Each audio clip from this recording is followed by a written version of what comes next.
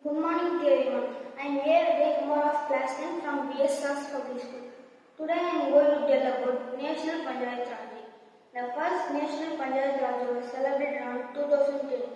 The reason for celebrating National Panchayat Raj Day is the 73rd Constitution Amendment Act 1992.